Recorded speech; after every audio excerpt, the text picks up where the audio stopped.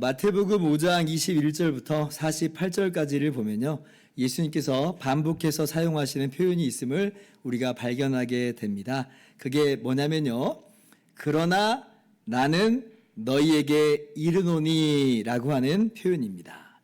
21절 말씀부터 한번 같이 볼까요? 옛사람에게 말한 바 살인하지 말라. 누구든지 살인하면 심판을 받게 되리라 하였다는 것을 너희가 들었으나 그러나 나는 너희에게 이르노니. 자, 우리말 이 한글 번역 성경에서는 이제 그러나라고 하는 단어를 21절에다가 붙여서 번역을 했는데요. 그런데 제가 편의상 괄호로 다시 넣어봤습니다. 그래서 보시면요, 여기에 네 단어가 쓰이는데요. 그러나 나는 너희에게 이르노니 라고 이렇게 네 단어가 쓰입니다. 헬라어 원문으로도 이 네 단어가 정확하게 하나씩 또박또박 기록이 되어 있습니다. 여러분, 사실 헬라어는요, 우리말하고 좀 다르게 이 동사의 주어가 이미 포함되어 있습니다. 그래서 아까 21절 말씀 잠깐 다시 한번 보면요, 이제 이르노니라고 하는 단어에 나는 이라고 제가 이제 또 표기를 해놨죠. 그러니까 동사의 주어가 이미 들어가 있는 거예요. 그래서 헬라어에서는 나는이라고 하는 이 별도의 주어를 쓰지 않아도 됩니다. 그런데 예수님께서는 지금 나는이라고 하는 이 별도의 단어를 쓰고 계세요. 그건 이제 무슨 의미냐면 여기에 강조의 의미가 있다라고 하는 것이에요. 정말 예수님께서 또박또박 힘줘서 분명하게 나는 하고 말씀하시는 거예요. 그래서 여기 이제 그러나 나는 너희에게 이르노니라고 하는 이 네 단어가 연속으로 이렇게 쓰인 곳은 오직 마태복음 5장밖에 없습니다. 성경 통틀어서 마태복음 5장밖에 없어요. 그것도 이 5장에만 무려 6번이나 쓰입니다. 한 번도 아니고 6번이나 쓰여요. 그러니까 22절에서 우리가 한번 봤고요. 여러분 성경 한번 따라와 보세요. 28절, 32절, 34절, 39절, 그리고 44절. 계속해서 예수님께서 반복해서 뭐라고 말씀하시냐면 그러나 나는 너희에게 이르노니 이렇게 말씀하세요. 자, 그렇다면 지금 예수님께서 어떠한 의미로 어떠한 배경 속에서 이 말씀을 하시는 것인가 하는 것을 우리가 한번 들여다보면요, 하나같이 반복해서 나타나 보이는 구조가 뭐냐면 이거예요. 구약 율법은 이렇게 말한다. 그러나 나는 너희에게 이르노니 라고 하는 패턴으로 나타납니다. 아까 21절도 보면 먼저 뭐라고 말씀하세요? 살인하지 말라 라고 하는 율법을 먼저 말씀하시죠. 10계명 중에 6번째 계명입니다. 근데 자, 그러나 나는 너희에게 이르노니 이렇게 말씀하시죠. 오늘 본문 27절도 보세요. 또 간음하지 말라 하였다는 것을 너희가 들었으나, 간음하지 말라 이거는 10계명 중에서 제7계명이죠. 자, 근데 28절에 바로 뭐라고 말씀하시냐면 그러나 나는 너희에게 이르노니 이렇게 말씀하세요. 다른 경우도 다 마찬가지입니다. 그러면 지금 예수님께서 율법을 반대하신다는 그런 의미로 말씀하시는 건가? 여러분, 전혀 그렇지 않죠. 오히려 지금 이 의미는 반대는커녕 뭐예요? 율법을 정말 더욱 엄격하게 해석하시는 거고 정확하게 적용을 하시는 거예요. 예를 들면 이런 겁니다. 일반적인 유대인들은 살인하지 말라라고 하는 계명을 어떻게 이제 그냥 받아들였겠어요? 아, 그래, 살인만 안 하면 되는 것이구나. 그래, 살인하지 말아야지 라고 하면서 자신의 행동만 단순하게 그렇게 적용하면서 지나가 버렸을 거예요. 그런데 예수님께서는 뭐라고 말씀하세요? 22절 한번 보세요. 자, 그러나 나는 너에게 이르노니 형제에 대하여 노하는 자마다 심판을 받게 되고 형제를 대하여 라가라는 자는 공회에 잡혀가게 되고 미련한 놈이라 하는 자는 지옥불에 들어가게 되리라 이렇게 말씀하세요. 무슨 말이에요? 행동만 아니라 미움과 분노라고 하는 마음의 문제, 그리고 그 마음에서 비롯되는 바 입술의 문제로까지 이 6계명을, 살인하지 말라라는 계명을 확대하여서 정확하게 엄격하게 적용하시는 거예요. 오늘 28절 말씀도 보세요. 자, 7계명 간음하지 말라라고 하는 계명을 두고서는 뭐라고 말씀하세요? 자, 28절 같이 한번 읽어봅시다. 시작. 그러나 나는 너희에게 이르노니 음욕을 품고 여자를 보는 자마다 마음에 이미 간음하였느니라. 자, 음욕을 품는 것도 간음이다. 마음 안에서 이미 간음한 것이다 라고 주님께서 말씀하세요. 이게 바로 그러나 나는 너에게 이르노니예요. 굉장히 엄격한 잣대죠. 일반 유대인들은 이랬을 것 같아요. 나는 마음으로만 그렇게 생각했어. 근데 실제 실행에 옮기진 않았어. 그래서 나는 간음하지 않은 거야 라고 했을 거예요. 그런데 예수님께서 뭐라고 말씀하시는 거예요? 내 마음 안에서는 그것도 이미 간음한 것이다 라고 말씀하시는 거예요. 여러분, 그러면 여기에서 사람들 안에 불쑥 올라오는 심보가 있을 것 같습니다. 당시의 사람들이 아마 이렇게 생각했을지 모르겠어요. 그건 당신 생각이지. 당신이 뭔데 그렇다는 거야. 당신의 해석이 맞다는 근거는 무엇이며 당신이 그렇게 말할 수 있는 권위는 어디로부터인 거야? 라고 악한 심보로 그렇게 예수님께 반발하면서 그렇게 나올 수도 있었을 것 같아요. 더 쉽게 표현을 한다면 그건 예수님 생각이지. 그건 개인 의견일 뿐이야. 물론 여기 지금 예배 자리에 모여있는 우리는 그런 생각을 할 사람이 없겠습니다마는, 그런데도 사람 마음은 모르는 법이에요. 우리 안에도 어쩌면 예수님 이렇게 말씀하셨어도 예수님 말씀을 애써 무시하고픈 마음, 부정하고픈 마음이 우리 안에 죄성을 따라서 치밀어 오를 수 있다라고 하는 것이에요.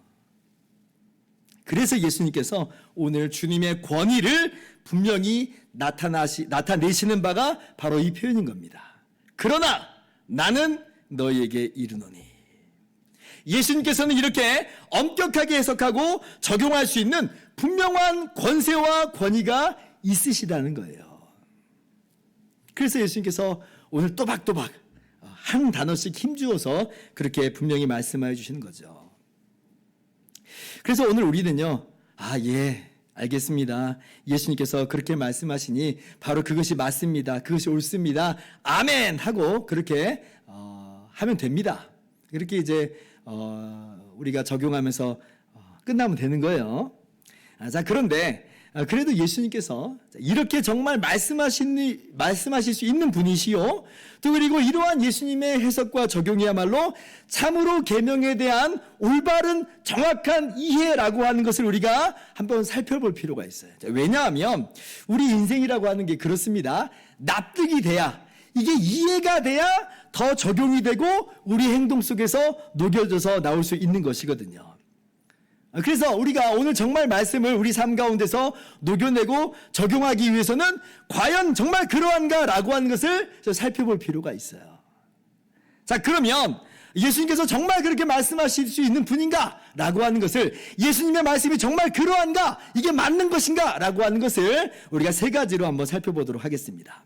첫 번째, 사실 예수님께서는 성경을 성경으로 해석하신 것이지 별다른 내용을 추가한 것이 아니라라고 하는 것입니다. 그러므로 오늘 이러한 예수님의 해석이야말로 정말로 정확한 해석이고 계명에 대한 올바른 이해가 맞다라고 하는 것이에요. 자, 아까 살인하지 말라라고 하는 계명이 있어서는 아마도 예수님께서 구약에 레위기 19장 17절을 염두에 두신 것으로 보입니다. 레위기 19장 17절 한번 보면요, 너는 내 형제를 마음으로 미워하지 말며 라고 기록이 되어 있어요. 그러니까 이미 구약 율법에서부터 무엇을 이야기하고 있어요? 단순히 행동만을 염두에 두는 게 아니라 그 행동의 원인이 되는 마음의 문제를 이미 다루고 있다라고 하는 것이에요. 그리고 정말 구약의 여러 신뢰들을 보면 마음으로 미워하는 것이 행동으로 구체화돼서 나온 케이스들이 많이 나옵니다. 여러분도 아시다시피 창세기 27장 41절을 보면 에서와 그 동생 야곱 이야기가 나와요. 그런데 이제 야곱이 지금 형 에서의 그 장자의 축복을 이렇게 속여서 빼앗아가죠. 그러니까 에서가 동생 야곱을 미워합니다. 그리고 그 미워하는 마음으로 어떻게 하려고 그래요? 그렇죠. 에서가 야곱을 죽이려고 결심을 합니다. 그래서 이제 야곱이 에서를 피해서 바단 아람으로 도망을 간 거예요. 또 창세기 37장 4절 이하를 보면 이번에는 요셉의 형들 이야기가 나와요. 근데 요셉의 형들이 또 어때요? 요셉을 어떻게 해요? 요셉을 미워하잖아요. 그래서 요셉을 죽이려고 합니다. 근데 우여곡절 끝에 죽임을 당하진 않고 대신 애굽으로 노예로 팔아버리죠. 여러분, 미움이 폭력과 살인으로 이어지는 것을 우리는 성경에서 그리고 우리 주변에서도 쉽게 찾아볼 수 있는 것이에요. 그렇기 때문에 오늘 우리의 주님의 말씀이 전혀 무리한 해석이라든지 과대한 해석이 전혀 아닌 것이에요. 살인하지 말라라고 행동을 제어하기 앞서서 더욱더 본질적인 바, 근원적인 바, 분노와 미움의 마음부터 제어하는 것이 마땅한 것임을 우리 가운데 분명히 교훈하여 주시는 거죠. 간음하지 말라라고 하는 계명도 마찬가지입니다. 자, 이번엔 출애굽기 20장 17절 이하를 좀 같이 봅시다. 같이 한번 읽어볼까요? 시작.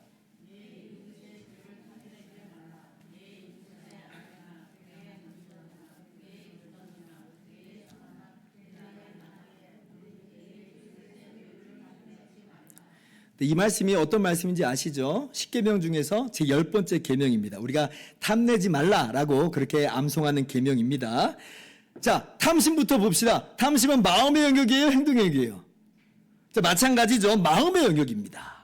그러니까 정말 여러분, 구약의 율법이 기가 막힌 게 뭐냐면 가장 근간이 된다라고 하는 10계명에서부터 인간의 행동 이전에 마음의 영역을 그 대상으로 하고 있다는 거예요. 그 영역으로 하고 있다는 겁니다. 여러분, 세상에 마음의 영역을 이 법조항으로 넣는 경우는 세상에 아무도 없습니다. 오직 하나님의 말씀인 율법만 그래요.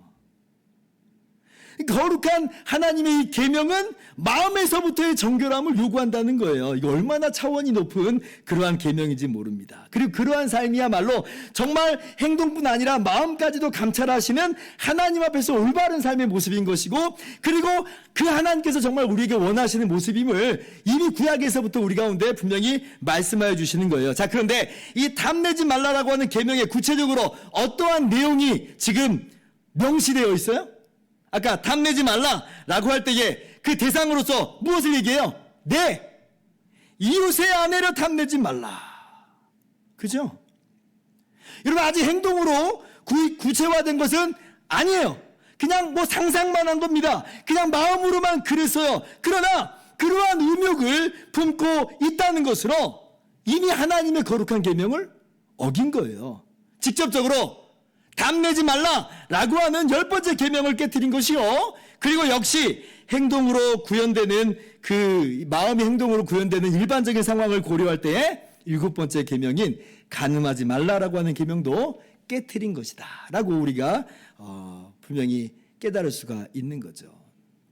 그리고 정말 그런 대표적인 케이스가 누구냐면 바로 다윗의 경우가 그렇습니다. 여러분, 바세바 사건 아시죠? 바세바는 우리야, 이 다윗의 부하인 우리야의 아내였습니다. 그런데 어느 날 다윗이 왕궁 지붕을 거닐 때 그 바세바가 목욕하는 장면을 봅니다. 그러면 빨리 시선을 지금 피하고 그 자리를 떠나야 될 것인데, 그런데 다윗은 그 시선이 끌리는 쪽으로 가버려요. 시선이 끌리는 쪽으로 마음을 줘버립니다. 그러니까 그 마음이 어떻게 가버려요? 바세바를 불러들여서 실제적인 간음의 죄까지로 이어지죠. 제가 여러분께 지금 말씀드리는 요지는 이거예요. 예수님의 오늘 이 말씀이 전혀 무리한 해석이라든지 뭐 개인적 차원에서의 견해라든지 그래서 우리가 그냥 그렇구나라고 넘어갈 수 있는 그런 성질의 것이 전혀 아니라고 하는 것을 여러분들에게 말씀드리고자 하는 거예요. 여러분, 이 모든 것들은 이미 구약에서부터 말씀하신 바고 예수님께서는 그래서 정확하게 제대로 우리 가운데 짚어주고 있는 것이에요. 그래서 어쩌면 지금 유대인들은 행동만 뭐 살인하지 않았다고, 간음하지 않았다고 그냥 마음 놓고 있는 사람들일 텐데, 근데 주님께서 뭐라고 말씀하세요? 아니다! 그렇게 해서 율법을 다 지킨 것이 아니다. 마음과 생각에서부터의 정결함이 정말 계명대로 행하는 것이다. 그것이 성도의 마땅한 삶이다 라고 진리를 바르게 교훈하여 주시는 것이에요. 그래서 행여나 오늘 예수님의 말씀을 그저 하나의 의견처럼 생각하면서 쉽게 넘어가려고 하는 그런 태도가 우리 안에도 있었다면, 오늘 주님의 말씀 앞에 우리의 모든 그러한 모습들을 내려놓고 주님의 말씀 따르겠습니다 라고 다짐하실 수 있기를 바랍니다. 둘째로, 예수님께서 이렇게 말씀하실 수 있는 분이시요, 또 우리에게 이렇게 요구하실 수 있는 그런 분이신 이유는 바로 이겁니다. 예수님께서는 창조주 입법자세요. 다름 아니라 예수님께서 이 법을 제정하신 분이에요. 그러므로 주님께서는 이 법을 참으로 바르게 그렇게 교훈하여 주시는 것이고 적용하시는 것이고 그리고 우리에게 이것을 요구하실 수가 있어요. 너무 당연한 이야기죠. 예수님은 참 하나님이십니다. 우리가 이미 마태복음을 쭉 읽어오면서 예수님께서 어떤 분이신지를 마태복음을 통해서 보아왔습니다. 예수님 분명히 우리와 똑같은 사람이시죠. 그러나 성경이 우리에게 무엇을 교훈하세요? 동시에 참 하나님이시요 하나님의 아들이심을 마태복음에서도 분명히 일러주셨잖아요. 성령으로 잉태되어서 동정녀 마리아에게서 태어나실 때에 이것을 마태복음 뭐라고 말해요? 구약의 임마누엘 예언이 지금 성취된 것이다 말씀하죠. 마태복음 1장 23절 보라 처녀가 잉태하여 아들을 낳을 것이요 그의 이름은 임마누엘이라 하리 하셨으니 이를 번역한 즉 이게 무슨 의미예요? 하나님이 우리와 함께 계시다. 자, 이 낯신 아기가 누구라는 거예요? 하나님이라는 거예요. 참 하나님이 사람이 되어 이 땅에 오신 것이다. 예수님은 참 하나님이십니다. 그리고 또 마태복음 3장을 보면 예수님께서 세례 요한에게서 이 물세례를 받고 올라오실 때 하나님께서 분명히 음성으로 확언하여 주셨죠. 마태복음 3장 17절 같이 한번 읽어봅시다. 시작.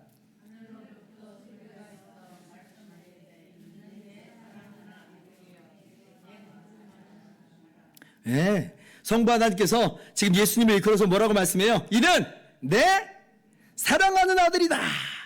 그러니까 성자 하나님이심을 분명히 말씀하여 주셨습니다. 그러니 예수님께서 온 우주 만물을 창조하시고 그리고 이스라엘에게 계명을 주신 성삼위일체 하나님, 바로 두 번째 위격인 줄을 우리가 분명히 확인할진데 오늘 그 예수님의 이 계명 해석이야말로 이 계명 적용이야말로 입법자의 해석이다. 입법자의 적용이다 라고 하는 것을 분명히 우리가 알 수가 있는 거예요. 그리고 이것이 정말 그렇기 때문에 바른 적용인 것입니다. 제가 예전에 교단 총회를 갔을 때요, 회의석상에서 총대들이 어떤 사안들이 많이 논의하는 자리니까 어떤 사안들이 나오면 그것을 이제 가지고 어떤 법을 이야기하면서 헌법 조항을 이야기하면서 갑론을박 그렇게 이제 논쟁하고 토의하는 그런 것들이 있습니다. 그러니까 어떤 분은 이 법 내용을 보라고 이 법 조항을 보라고 이런 의미 아니냐고 그러니까 이렇게 해야 된다고 이렇게 나오는 거예요. 그럼 이제 다른 분이 또 손 들고 나가지고 이것은 원래 그런 뜻이 아니다 라고 하면서 막 이제 서로 논의를 하는 것입니다. 근데 이제 그 논의가 너무 길어지면 이제 어떻게 되냐면 어떤 일이 있냐면요. 그 중에서 나이가 정말 지긋하신 은퇴하신 그 목사님이 발언권만 있고 투표권은 없는 분이에요. 그런 분이 손을 딱 들어요. 그러면 나오셔서 한 말씀 하시라고. 그럼 이제 그분이 딱 나오셔서 말씀하세요. 뭐라고 말씀하시냐면 우리가 원래 이 헌법을 만들 때 이런 배경을 가지고 이런 의도를 가지고 작성했습니다. 그럼 끝난 거예요. 그럼 끝난 거예요. 왜 그래요? 아니 다른 사람도 아니고 입법자의 의도거든요. 입법자가 원래 이 법조항의 의도는 이런 겁니다라고 말하는데 누가 거기서 따지고 들겠어요. 오늘 주님의 말씀이 그렇습니다. 입법자 하나님이신 예수님께서 그렇다라고 하는 것을 누가 아니다 그럴 수가 있겠어요. 우리가 그건 예수님 개인의 의견이죠 라고 할 수가 없는 거예요. 오히려 우리는 이 계명의 참된 뜻이 이런 것이었군요. 우리가 몰랐네요. 우리가 오해했네요. 우리가 이렇게 살아야 마땅한 것이군요. 라고 하면서 입법자이신 주님의 말씀을 따라야 하는 것입니다. 예수님께서는요, 참으로 그러나 나는 너희에게 이르노니 라고 말씀하실 수 있는 분이세요. 왜냐하면 예수님은 창조주시요 바로 그 입법자이시기 때문에 그렇습니다. 사실 예수님께서 그러나 나는 너희에게 이르노니 라고 말씀하시는 이것으로 예수님이 정말 참 하나님이 맞구나 라고 하는 것을 우리가 또 짐작해서도 알 수 있는 그런 내용이기도 하는 거죠. 그러므로 사랑하는 성도 여러분, 우리 주님의 권위를 인정하고 주님의 말씀에 순종하면서 나아가실 수 있기를 바랍니다. 마지막 세 번째, 예수님께서 우리에게 이렇게 요구하실 수 있는 분이신 것은요, 바로 예수님께서 우리의 구원자이시기 때문에 그렇습니다. 주님께서 우리의 구원자이시기 때문에 주님께서는 우리에게 충분히 얼마든지 요구하실 수가 있어요. 세상 모든 사람을 향해서도 예수님은 충분히 권위가 있으시지만 그 누구보다도 우리를 향해서는 더더군다나 권위가 있으신 분이고 권리가 있으신 분이에요. 요한복음 8장을 보면 가늠하다가 현장에 붙잡혀 끌려 나온 한 여인의 이야기가 나옵니다. 사람들이 예수님께 묻죠. 요한복음 8장 5절을 보면 모세는 율법에 이러한 여자를 돌로 치라 명하였거니와 선생은 어떻게 말하겠나이까. 물론 이 바리새인들은 약한 의도로서 예수님을 막 고발할 조건을 찾으려고 그렇게 예수님 앞에 끌고 나온 것입니다. 그런데 정말 모세 율법에 구약에 이렇게 써 있는 것은 분명한 사실이에요.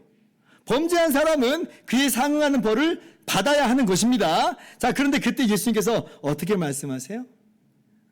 요한복음 8장 7절 너희 중에 죄 없는 자가 먼저 돌로 치라 말씀하세요. 그러니까요, 창조주시고 입법자이신 의의 재판장이신 예수님의 이 권위 있는 말씀 앞에 사람들이 다 양심의 가책을 느끼죠. 왜냐하면 죄 없는 사람 없으니까. 여러분, 그래서 이 양심의 가책을 느껴서 사람들이 지금 다 하나하나 떠납니다. 나이 든 사람부터 해서 젊은 사람까지 다 그 자리를 떠나요. 여러분, 이게 무슨 얘기겠어요? 하나님 앞에 죄 없는 인생은 없다는 겁니다. 그러한 우리들이 남을 향해서 돌을 던질 수 있을 만한 그런 자격 전혀 없다라고 하는 것을 이 말씀 속에서 우리가 단적으로 볼 수가 있는 것이에요. 그래서 다 떠나고요. 오직 누구만 남냐면 예수님만 남아요. 예수님과 그 여자만 남습니다. 또 이것도 단적으로 보여주는 바가 뭐예요? 그런데 예수님은 죄 없으신 분임을 단적으로 보여주는 거죠. 예수님은 충분히 판단하고 심판하실 수 있는 분이심을 그 장면을 통해서도 우리가 언뜻 볼 수가 있는 거예요. 자, 그런데 예수님께서 이 여인에게 뭐라고 말씀하세요? 요한복음 8장 11절 같이 한번 읽어봅시다. 시작.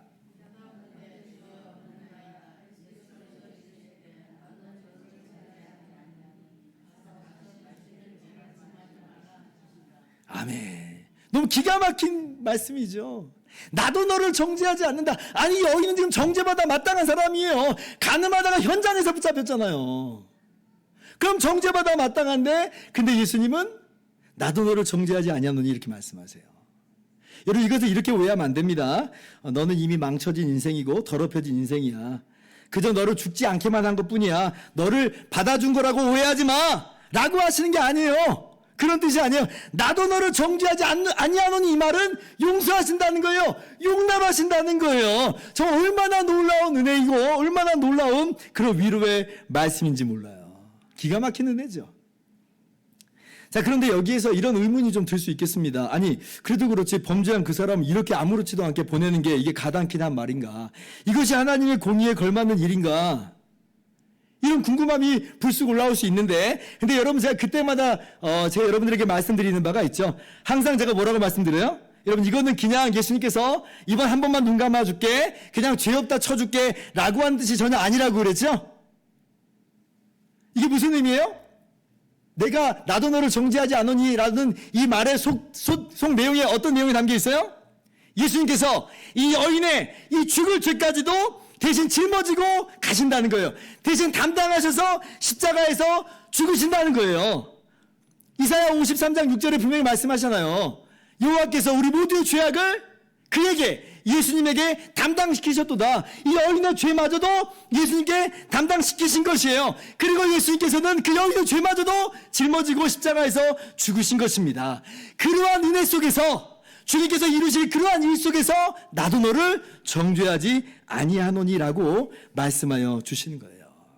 정말 은혜입니다. 자, 그런데 예수님께서 연이어서 뭐라고 말씀하세요? 나도 너를 정죄하지 아니하노니. 그리고 끝났어요? 아니죠? 가서 다시는 죄를 범하지 말라. 뭐라고요?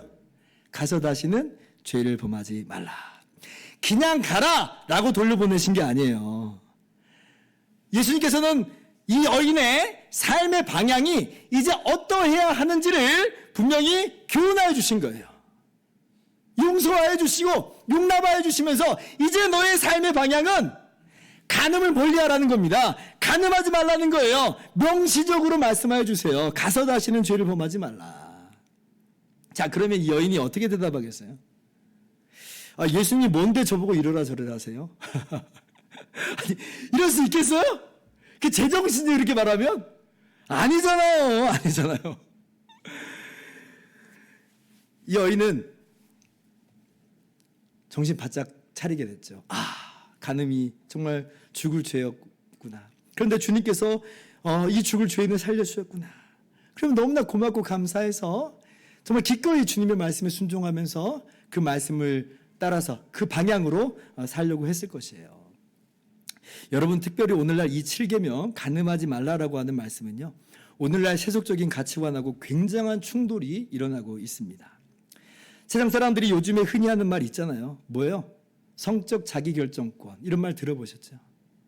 성적 자기결정권. 이런 말 운운하면서 내가 내 인생 가지고 내 몸 가지고 하겠다는데 뭔 참견이야? 라고 이야기하고 있어요. 성적 자기결정권이 뭐냐면요, 자신의 성적인 행동, 어떤 성적인 관계, 심지어 성적인 정체성, 이거 다 내가 결정하는 거야. 이게 이 성적 자기결정권이야. 다른 사람에게 피해를 주지 않는 이상 누구도 나의 결정을 비판하거나 침해할 수 없어 라고 말하는 거예요. 이러한 사조가 오늘날 굉장히 범람하고 있는데, 그러한 사조 속에서 그러니까 나타나는 행동들이 뭐예요? 혼전관계, 동성애, 폴리아모리, 다자간 성관계, 이런 모습들이 오늘날 사회 속에서 막 퍼져나가는 거예요. 또 어때요? 막 진정한 사랑을 찾았네 뭐네 하면서 배우자를 놔두고 불륜을 저지르기도 합니다. 영화나 드라마 같은 거 보면 그런 내용이 거의 안 나오는 걸 제가 못 본 것 같아요.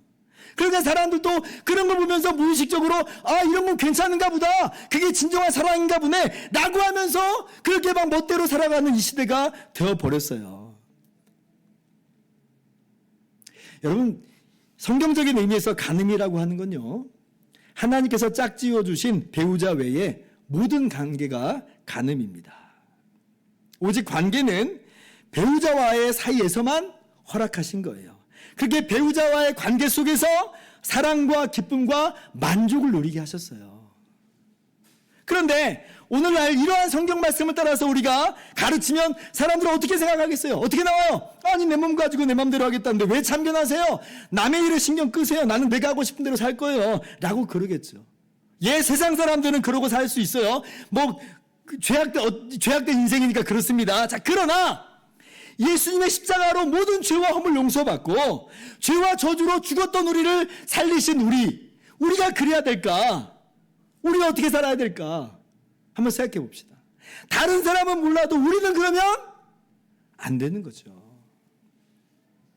예수님께서 이러한 우리를 구원하시기 위해서 몸을 찢으시고 피를 흘리시기까지 우리를 건져내어 주셨는데, 우리가 어찌 주님의 말씀을 외면하고 내 마음대로 내 뜻대로 살아갈 수가 있겠어요?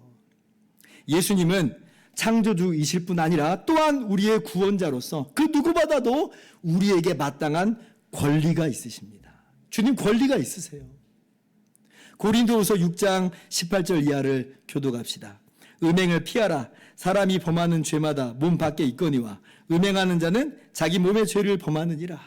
19절 이하를 같이 읽습니다. 시작.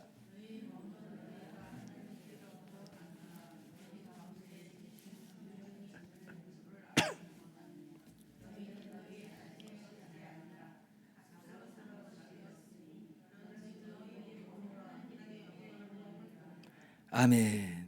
너희는 너희 자신의 것이 아니라 예수님의 핏값 주고 사신 바 되었으니 그런즉 너희 몸으로 하나님께 영광을 돌리라.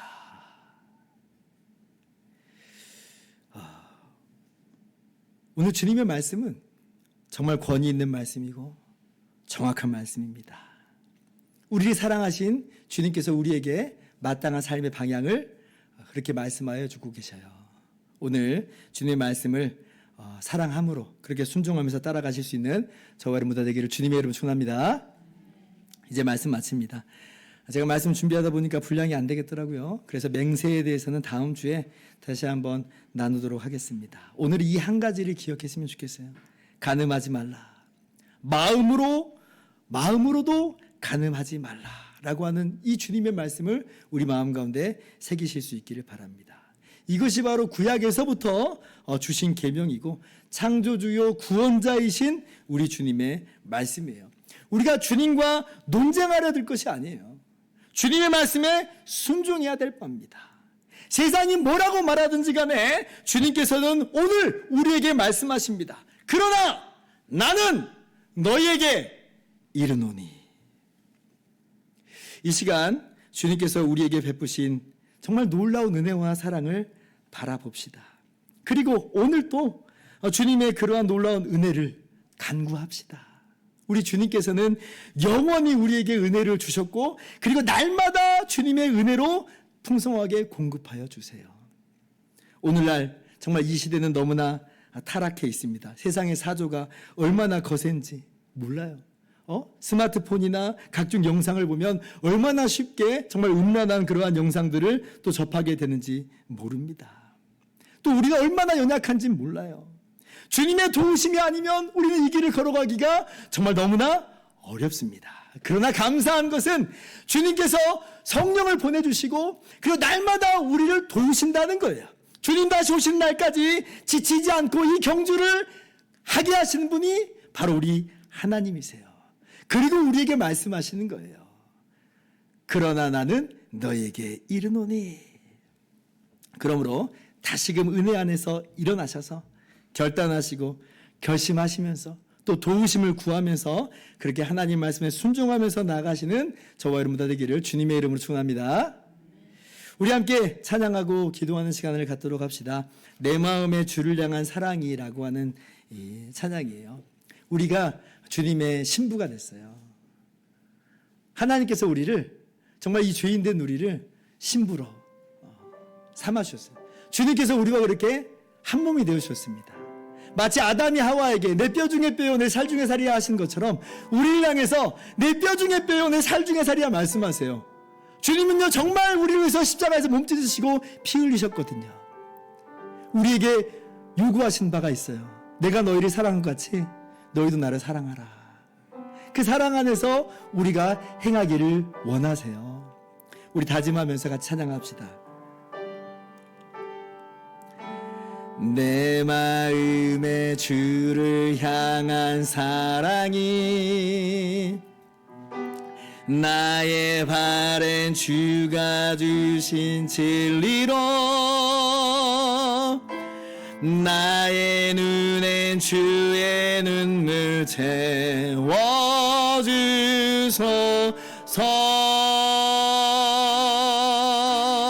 채워주소서. 내 입술엔 찬양의 향기가 두 손에는 주를 닮은 섬김이 나의 삶엔 주의 흔적 남게 하소서.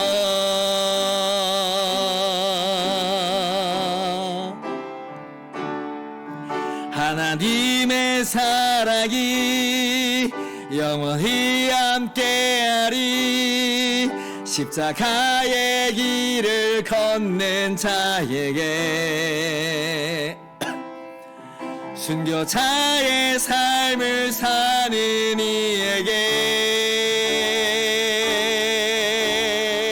이에게 조롱하는 소리와 세상 유혹 속에 주의 순결한 신부가 되리라. 내 생명 주님께 드리리. 하나님의 사랑이 함께 하십니다. 하나님의 사랑이 영원히 함께하리. 십자가의 길을 걷는 자에게 순교자의 삶을 사는 이에게 오